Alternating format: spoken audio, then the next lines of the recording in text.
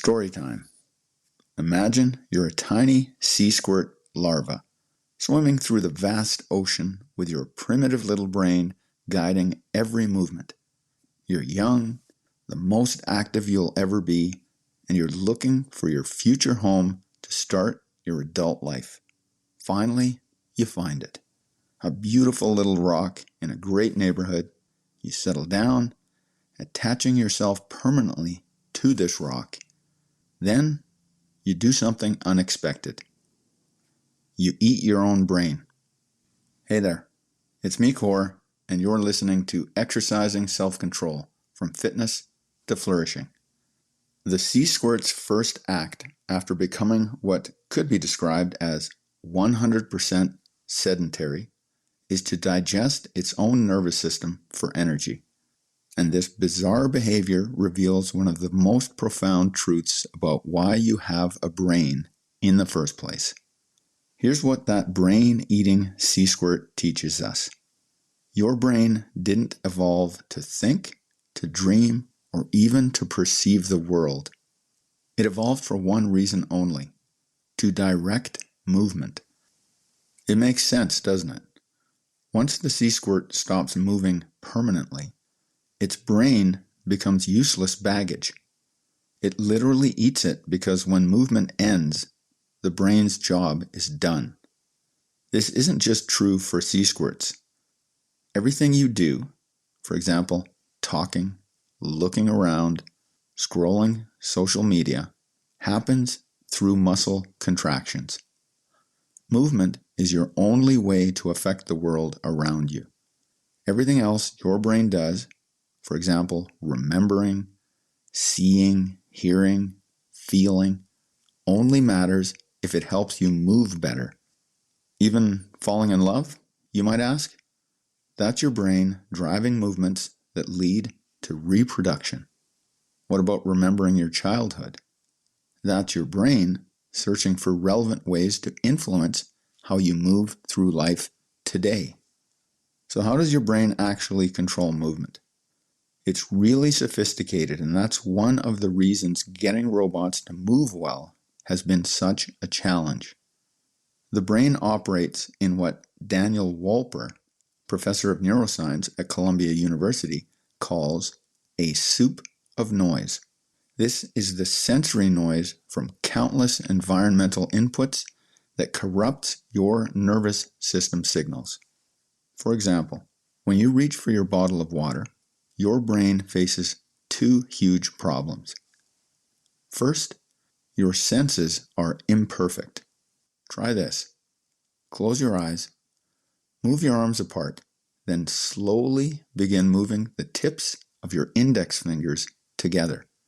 Try to predict when they'll touch. You'll probably be off by quite a bit. Your brain's position sensors are constantly giving you slightly wrong information. Second, your muscles are unreliable. This is what makes sports interesting. Even professional dart players throwing at the exact same target with years of practice in essentially ideal conditions every time show variation in where their darts land. Yet even with all this noise and uncertainty, you can catch a ball, chop vegetables, or navigate across a busy intersection. How? Your brain can be described as a prediction machine running on something called Bayesian inference. That's a fancy way of saying it's constantly combining two types of information. One, what your senses tell you right now. For example, there's a baseball flying toward you. And two, what you've learned from experience. For example, that most right-handed batters hit to left field. By combining these, your brain makes incredibly accurate predictions about where that ball will land. When you think about all that goes into catching a fly ball to left field, it's amazing what we can do.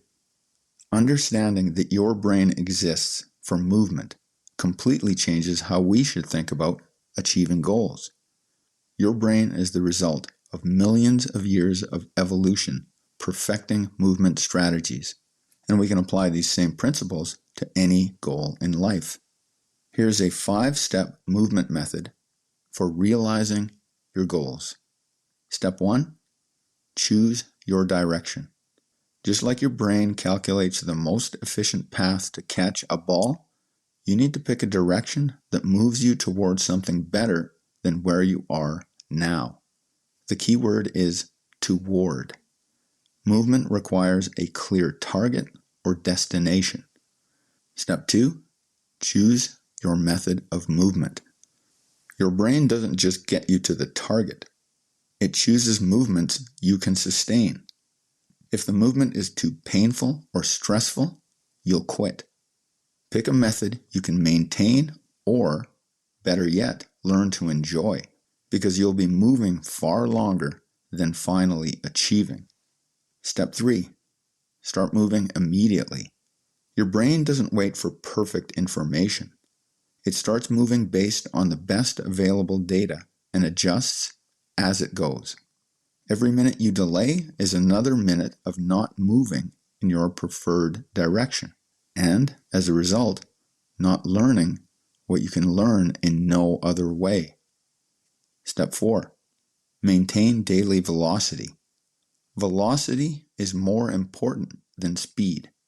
Speed measures how fast you're moving. Velocity measures speed in a direction. Success is moving in the right direction every day, no matter how fast that happens to be.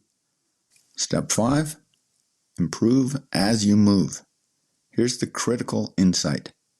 You can only get better at movement by actually moving. Your brain learns through action, not planning.